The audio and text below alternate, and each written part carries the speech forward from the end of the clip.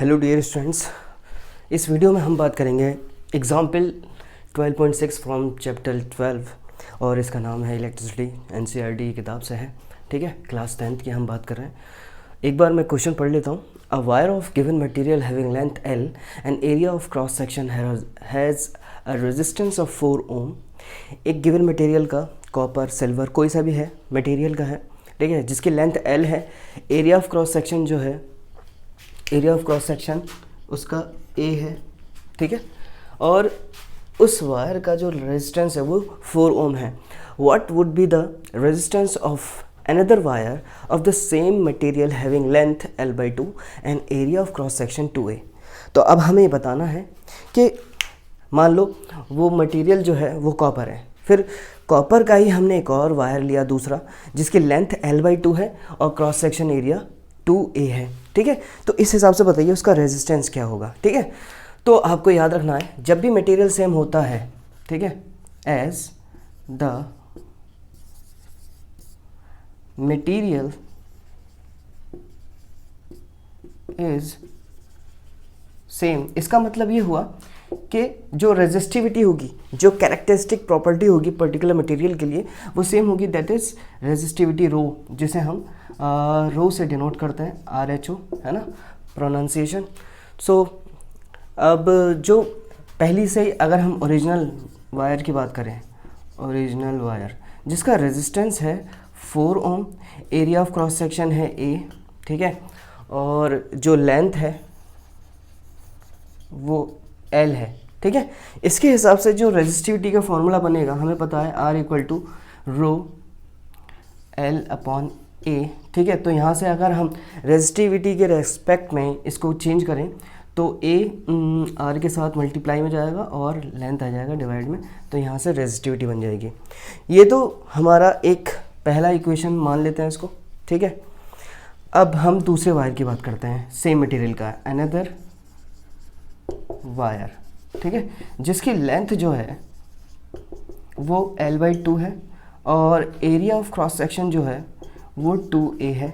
तो हमें बताना है कि R' यानी उसका जो रेजिस्टेंस है उसको मैंने R' मान लिया, वो कितना होगा, ठीक है। तो इसके हिसाब से जो फार्मूला बनेगा रेजिस्टिविटी का, क्योंकि रेजिस्टिविटी फार्मूला सेम है, तो इसके लिए R' A' divide by L', ठीक है। तो मैं इसको लेंथ को L' से डिनोट करता हूँ और जो इसका एरिया ऑफ क्रॉस सेक्शन है उसको A' मान लेता हूँ, ठीक है। तो अगर मैं यहाँ पे R', A' और L' की वैल्यू पुट करूँ, ठीक है, तो यहाँ पे R' मुझे मालूम करना है तो ये एज इट इज़ रखूँगा और A' की वैल्यू है 2A और लेंथ L' जो कि है L/2 और ये रेजिस्टिविटी के बराबर है। इसको मैं क्यों ना इक्वेशन 2 मान लूँ, ठीक है। यहाँ देखिए क्योंकि मटेरियल सेम है तो रेजिस्टिविटी जो होगी वो कॉमन होगी दोनों के लिए। तो मैं क्या करूँगा, इक्वेशन 1 में मेरा जो रेजिस्टिविटी है वो इसके बराबर है और यही रेजिस्टिविटी इसके बराबर है, मटेरियल सेम होने की वजह से। अगर मटेरियल सेम नहीं होता तो हम ये नहीं कर पाते, ठीक है। तो बाई इक्वेशन 1 एंड 2 हम कह सकते हैं इन दोनों को कंपेयर करके RA/L जो कि रो के बराबर है, ठीक है, तो वो बराबर हो जाएगा R' 2A/L/2, ठीक है। तो यहाँ पे जो सेम है ना वो कैंसिल आउट होने वाला है।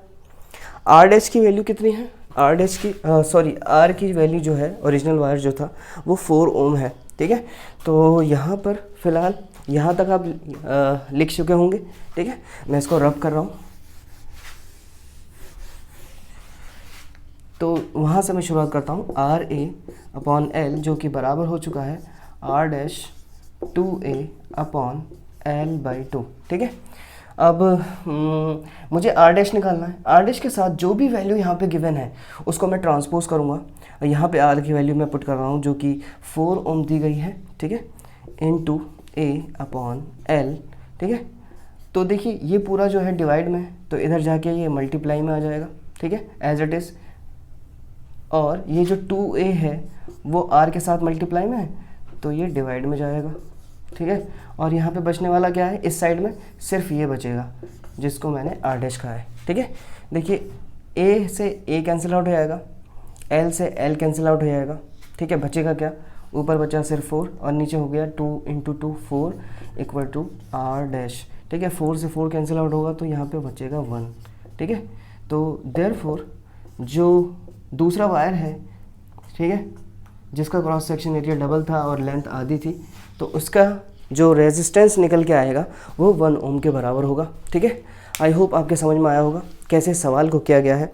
ठीक है, मैं उम्मीद करता हूँ कि मैंने समझाया आपको। ठीक है, मिलते हैं अगले वीडियो में अगले सवाल को लेकर। बने रहिए मेरे साथ and please subscribe to my channel.